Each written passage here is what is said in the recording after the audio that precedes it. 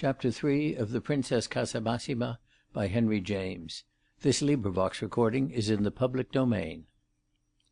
Mrs. Bowerbank had let her know she would meet her almost at the threshold of the dreadful place, and this thought had sustained Miss Pinsent in her long and devious journey, performed partly on foot, partly in a succession of omnibuses. She had had ideas about a cab, but she decided to reserve the cab for the return, as then, very likely, she should be so shaken with emotion, so overpoweringly affected, that it would be a comfort to escape from observation. She had no confidence that if once she passed the door of the prison she should ever be restored to liberty and her customers. It seemed to her an adventure as dangerous as it was dismal, and she was immensely touched by the clear-faced eagerness of the child at her side, who strained forward as brightly as he had done on another occasion, still celebrated in Miss Pinsent's industrious annals, a certain sultry Saturday in August when she had taken him to the Tower. It had been a terrible question with her, when once she made up her mind, what she should tell him about the nature of their errand. She determined to tell him as little as possible, to say only that she was going to see a poor woman who was in prison on account of a crime she had committed years before, and who had sent for her, and caused her to be told at the same time that if there was any child she could see, as children, if they were very good, were bright and cheering, it would make her very happy that such a little visitor should come as well.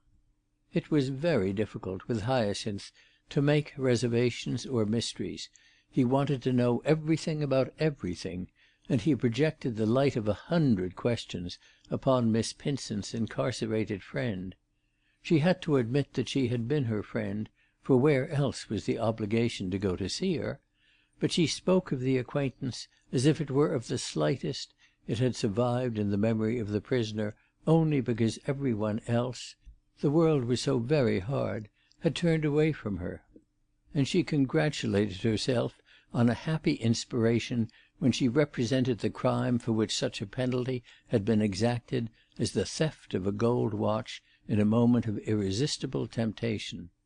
The woman had had a wicked husband who maltreated her and deserted her, and she was very poor, almost starving, dreadfully pressed.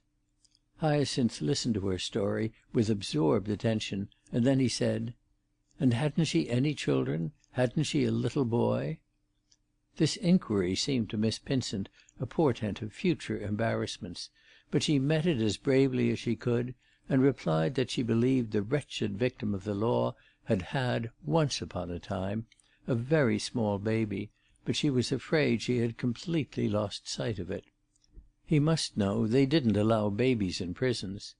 To this Hyacinth rejoined that of course they would allow him, because he was really big. Miss Pinsent fortified herself with the memory of her other pilgrimage to Newgate, upwards of 10 years before. She had escaped from that ordeal, and had even had the comfort of knowing that in its fruits the interview had been beneficent.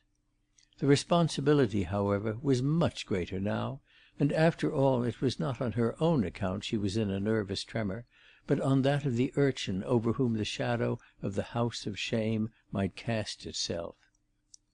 They made the last part of their approach on foot, having got themselves deposited as near as possible to the river, and keeping beside it, according to advice elicited by Miss Pinsent on the way in a dozen confidential interviews with policemen, conductors of omnibuses, and small shopkeepers, till they came to a big dark building with towers, which they would know as soon as they looked at it.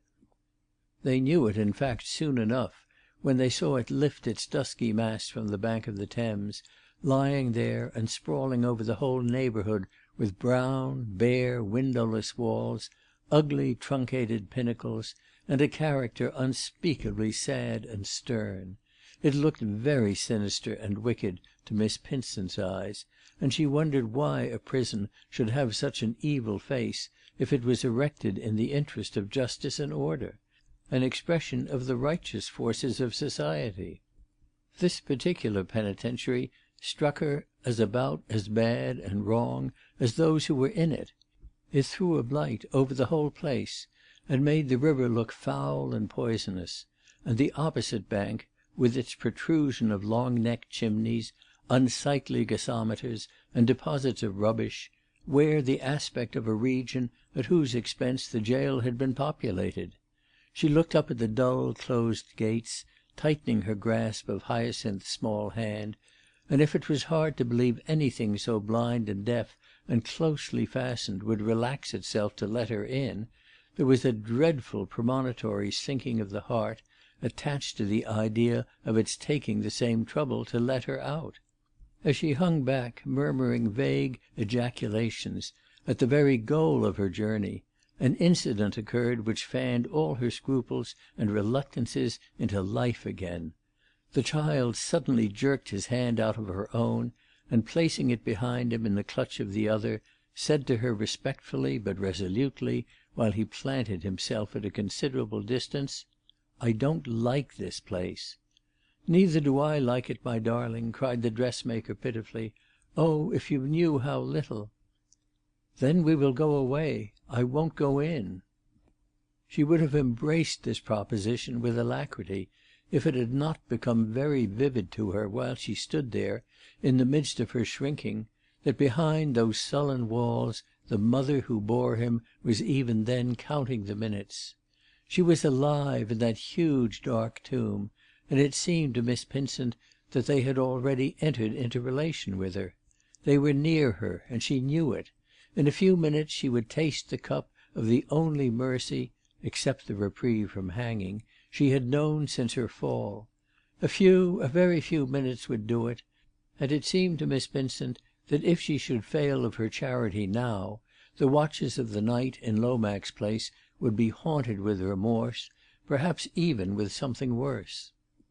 There was something inside that waited and listened, something that would burst with an awful sound, a shriek or a curse, if she were to lead the boy away. She looked into his pale face for a moment, perfectly conscious that it would be vain for her to take the tone of command. Besides, that would have seemed to her shocking. She had another inspiration, and she said to him in a manner in which she had had occasion to speak before, "The reason why we have come is only to be kind. If we are kind, we shan't mind its being disagreeable." "Why should we be kind if she's a bad woman?" Hyacinth inquired. "She must be very low. I don't want to know her." "Hush, hush!" groaned poor Amanda, edging toward him with clasped hands. "She is not bad now. It has all been washed away. It has all been expiated." "What's expiated?" asked the child, while she almost kneeled down in the dust, catching him to her bosom. "It's when you have suffered terribly, suffered so much that it has made you good again." "Has she suffered very much?" "For years and years, and now she is dying. It proves she is very good now, that she should want to see us." "Do you mean because we are good?" Hyacinth went on, probing the matter in a way that made his companion quiver, and gazing away from her very seriously across the river at the dreary waste of Battersea. "We shall be good if we are pitiful, if we make an effort," said the dressmaker, seeming to look up at him rather than down. "But if she is dying, I don't want to see any one die." Miss Pinsent was bewildered, but she rejoined desperately, "If we go to her, perhaps she won't. Maybe we shall save her." He transferred his remarkable little eyes which always appeared to her to belong to a person older than herself, to her face. And then he inquired, "Why should I save her if I don't like her?" "If she likes you, that will be good enough." At this Miss Pinsent began to see that he was moved. "Will she like me very much?" "More, much more than any one." "More than you now?" "Oh," said Amanda quickly, "I mean more than she likes any one." Hyacinth had slipped his hands into the pockets of his scanty knickerbockers, and with his legs slightly apart he looked from his companion back to the immense dreary jail. A great deal, to Miss Pinsent's sense, depended on that moment. "Oh, well," he said at last, "I'll just step in." "Dearie, dearie," the dressmaker murmured to herself, as they crossed the bare semicircle which separated the gateway from the unfrequented street. She exerted herself to pull the bell, which seemed to her terribly big and stiff, and while she waited again for the consequences of this effort, the boy broke out abruptly: "How can she like me so much if she doesn't know me?" Miss Pinsent wished the gate would open before an answer to this question should become imperative; but the people within were a long time arriving, and their delay gave Hyacinth an opportunity to repeat it. So the dressmaker rejoined, seizing the first pretext that came into her head: "It's because of the little baby she had of old, was also named Hyacinth." "That's a queer reason," the boy murmured, staring across again at the Battersea shore. A moment afterwards they found themselves in a vast interior dimness, with a grinding of keys and bolts going on behind them. Hereupon Miss Pinsent gave herself up to an overruling providence, and she remembered later no circumstance of what happened to her until the great person of Mrs. Bowerbank loomed before her in the narrowness of a strange dark corridor. She only had a confused impression of being surrounded with high black walls, whose inner face was more dreadful than the other, the one that overlooked the river; of passing through grey stony courts, in some of which dreadful figures, scarcely female, in hideous brown misfitting uniforms and perfect frights of hoods, were marching round in a circle; of squeezing up steep unlighted staircases at the heels of a woman who had taken possession of her at the first stage, and who made incomprehensible remarks to other women, of lumpish aspect, as she saw them erect themselves suddenly and spectrally, with dowdy untied bonnets, in uncanny corners and recesses of the draughty labyrinth. If the place had seemed cruel to the poor little dressmaker outside, it may be believed that it did not strike her as an abode of mercy while she pursued her tortuous way into the circular shafts of cells, where she had an opportunity of looking at captives through grated peepholes, and of edging past others who had temporarily been turned into the corridors, silent women with fixed eyes, who flattened themselves against the stone walls at the brush of the visitor's dress, and whom Miss Pinsent was afraid to glance at. She had never felt so immured, so made sure of. There were walls within walls, and galleries on top of galleries. Even the daylight lost its colour, and you couldn't imagine what o'clock it was. Mrs. Bowerbank appeared to have failed her, and that made her feel worse. A panic seized her as she went in regard to the child. On him, too, the horror of the place would have fallen, and she had a sickening prevision that he would have convulsions after they got home. It was a most improper place to have brought him, no matter who had sent for him and no matter who was dying. The stillness would terrify him, she was sure, the penitential dumbness of the clustered or isolated women. She clasped his hand more tightly, and she felt him keep close to her without speaking a word.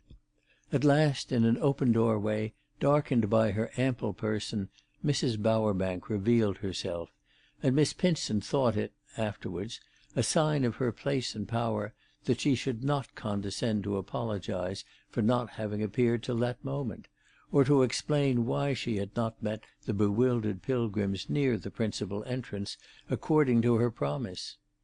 Miss Pinsent could not embrace the state of mind of people who didn't apologise, though she vaguely envied and admired it, she herself spending much of her time in making excuses for obnoxious acts she had not committed.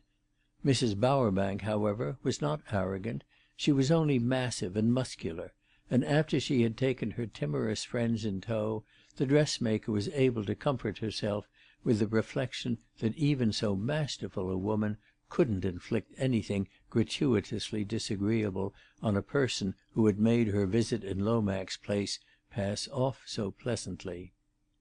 It was on the outskirts of the infirmary that she had been hovering, and it was into certain dismal chambers dedicated to sick criminals that she presently ushered her companions. These chambers were naked and grated like all the rest of the place, and caused Miss Pinsent to say to herself that it must be a blessing to be ill in such a hole, because you couldn't possibly pick up again, and then your case was simple. Such simplification, however, had for the moment been offered to very few of Florentine's fellow sufferers, for only 3 of the small, stiff beds were occupied by white-faced women in tight, sordid caps, on whom the stale, ugly room, the sallow light itself, seemed to rest without pity. Mrs. Bowerbank discreetly paid no attention whatever to Hyacinth. She only said to Miss Pinsent with her hoarse directness, "You'll find her very low. She wouldn't have waited another day." And she guided them, through a still further door, to the smallest room of all, where there were but 3 beds, placed in a row. Miss Pinsent's frightened eyes rather faltered than inquired, but she became aware that a woman was lying on the middle bed, and that her face was turned toward the door. Mrs. Bowerbank led the way straight up to her, and, giving a business-like pat to her pillow, looked invitation and encouragement to the visitors, who clung together not far within the threshold. Their conductress reminded them that very few minutes were allowed them, and that they had better not dawdle them away; whereupon, as the boy still hung back, the little dressmaker advanced alone, looking at the sick woman with what courage she could muster. It seemed to her that she was approaching a perfect stranger, so completely had 9 years of prison transformed Florentine. She felt, immediately, that it was a mercy she hadn't told Hyacinth she was pretty, as she used to be, for there was no beauty left in the hollow, bloodless mask that presented itself without a movement. She had told him that the poor woman was good, but she didn't look so, nor, evidently, was he struck with it as he stared back at her across the interval he declined to traverse, kept at the same time from retreating by her strange fixed eyes, the only portion of all her wasted person in which there was still any appearance of life. She looked unnatural to Amanda Pinsent, and terribly old, a speechless, motionless creature, dazed and stupid, whereas Florentine Vivier, in the obliterated past, had been her idea of personal, as distinguished from social, brilliancy. Above all, she seemed disfigured and ugly, cruelly misrepresented by her coarse cap and short, rough hair. Amanda, as she stood beside her, thought with a sort of scared elation that Hyacinth would never guess that a person in whom there was so little trace of smartness, or of cleverness of any kind, was his mother. At the very most it might occur to him, as Mrs. Bowerbank had suggested, that she was his grandmother. Mrs. Bowerbank seated herself on the further bed with folded hands like a monumental timekeeper, and remarked, in the manner of one speaking from a sense of duty, that the poor thing wouldn't get much good of the child unless he showed more confidence. This observation was evidently lost upon the boy. He was too intensely absorbed in watching the prisoner.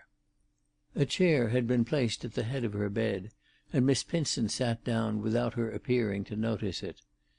In a moment, however, she lifted her hand a little, pushing it out from under the coverlet, and the dressmaker laid her own hand softly upon it. This gesture elicited no response, but after a little, still gazing at the boy, Florentine murmured, in words no one present was in a position to understand, "Dieu de Dieu, qu'il est beau!" "She won't speak nothing but French since she has been so bad. You can't get a natural word out of her," Mrs. Bowerbank said. "It used to be so pretty when she spoke English, and so very amusing," Miss Pinsent ventured to announce, with a feeble attempt to brighten up the scene. "I suppose she has forgotten it all." "She may well have forgotten it. She never gave her tongue much exercise. There was little enough trouble to keep her from chattering," Mrs. Bowerbank rejoined, giving a twitch to the prisoner's counterpane. Miss Pinsent settled it a little on the other side, and considered in the same train that this separation of language was indeed a mercy, for how could it ever come into her small companion's head that he was the offspring of a person who couldn't so much as say good morning to him? She felt at the same time that the scene might have been somewhat less painful if they had been able to communicate with the object of their compassion. As it was, they had too much the air of having been brought together simply to look at each other, and there was a gruesome awkwardness in that, considering the delicacy of Florentine's position. Not, indeed, that she looked much at her old comrade. It was as if she were conscious of Miss Pinsent's being there, and would have been glad to thank her for it, glad even to examine her for her own sake, and see what change for her, too, the horrible years had brought, but felt more than this that she had but the thinnest pulse of energy left, and that not a moment that could still be of use to her was too much to take in her child.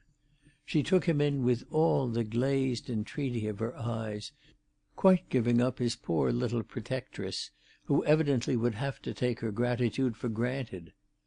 Hyacinth, on his side, after some moments of embarrassing silence — there was nothing audible but Mrs. Bowerbank's breathing — had satisfied himself, and he turned about to look for a place of patience while Miss Pinsent should finish her business, which as yet made so little show.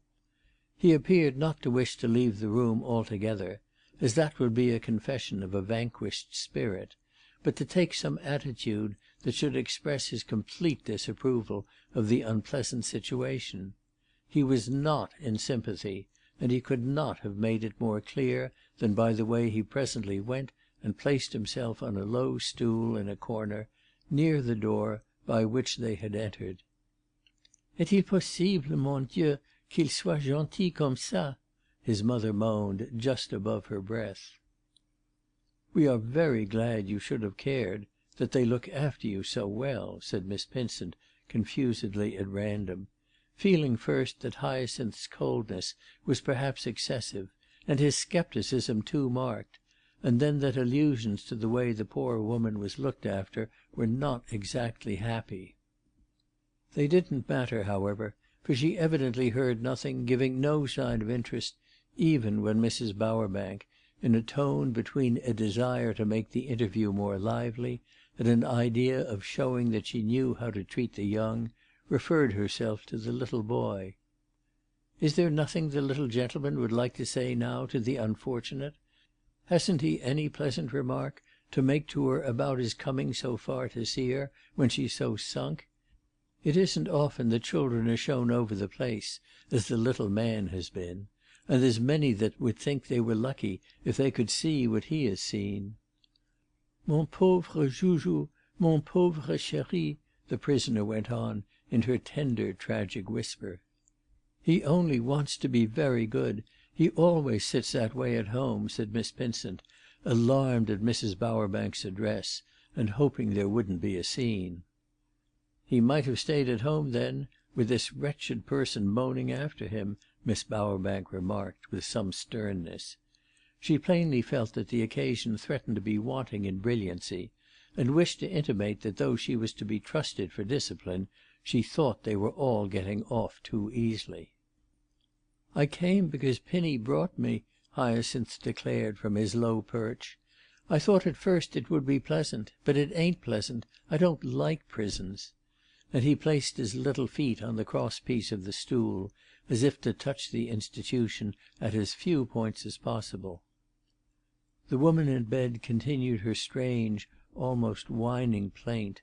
" Il ne veut pas s'approcher. Il a honte de moi." " There's a many that begin like that," laughed Mrs. Bowerbank, who was irritated by the boy's contempt for one of Her Majesty's finest establishments. Hyacinth's little white face exhibited no confusion. He only turned it to the prisoner again, and Miss Pinsent felt that some extraordinary dumb exchange of meaning was taking place between them. " She used to be so elegant. She was a fine woman," she observed, gently and helplessly. " Il a honte de moi. Il a honte. Dieu le pardonne," Florentine Vivier went on, never moving her eyes. " She's asking for something in her language. I used to know a few words," said Miss Pinsent, stroking down the bed very nervously. " Who is that woman ? What does she want ?" Hyacinth asked, his small clear voice ringing over the dreary room. "She wants you to come near her. She wants to kiss you, sir," said Mrs. Bowerbank, as if it were more than he deserved. "I won't kiss her. Pinny said she stole a watch," the child answered with resolution. "Oh, you dreadful! How could you ever?" cried Pinny, blushing all over and starting out of her chair. It was partly Amanda's agitation, perhaps, which, by the jolt it administered, gave an impulse to the sick woman, and partly the penetrating and expressive tone in which Hyacinth announced his repugnance. At any rate, Florentine, in the most unexpected and violent manner, jerked herself up from her pillow, and with dilated eyes and waving hands shrieked out, "Ah, quelle infamie! I never stole a watch. I never stole anything. Ah, par exemple!" Then she fell back, sobbing with the passion that had given her a moment's strength. "I am sure you needn't put more on her than she has by rights," said Mrs. Bowerbank with dignity to the dressmaker, laying a large red hand upon the patient to keep her in her place. "Mercy, more? I thought it so much less," cried Miss Vincent, convulsed with confusion, and jerking herself in a wild tremor from the mother to the child, as if she wished to fling herself upon one for contrition and upon the other for revenge.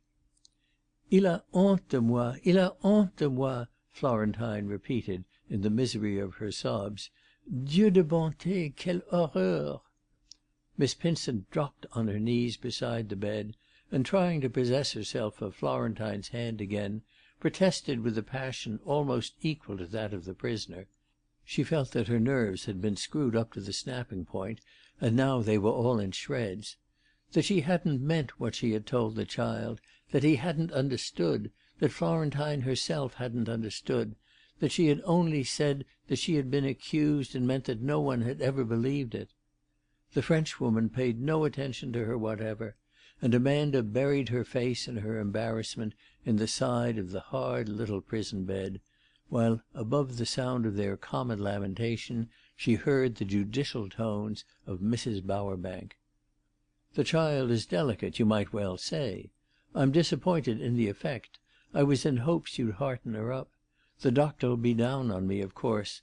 So we'll just pass out again." "I'm very sorry I made you cry.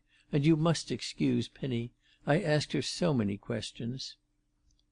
These words came from close beside the prostrate dressmaker, who, lifting herself quickly, found the little boy had advanced to her elbow, and was taking a nearer view of the mysterious captive. They produced upon the latter an effect even more powerful than his unfortunate speech of a moment before, for she found strength to raise herself partly in her bed again, and to hold out her arms to him with the same thrilling sobs. She was talking still, but she had become quite inarticulate, and Miss Vincent had but a glimpse of her white ravaged face, with the hollows of its eyes and the rude crop of its hair. Amanda caught the child with an eagerness almost as great as Florentine's, and drawing him to the head of the bed, pushed him into his mother's arms. Kiss her, and we'll go home," she whispered desperately, while they closed about him, and the poor dishonoured head pressed itself against his young cheek. It was a terrible, irresistible embrace, to which Hyacinth submitted with instant patience. Mrs. Bowerbank had tried at first to keep her protege from rising, evidently wishing to abbreviate the scene. Then, as the child was enfolded, she accepted the situation and gave judicious support from behind, with an eye to clearing the room as soon as this effort should have spent itself. She propped up her patient with a vigorous arm.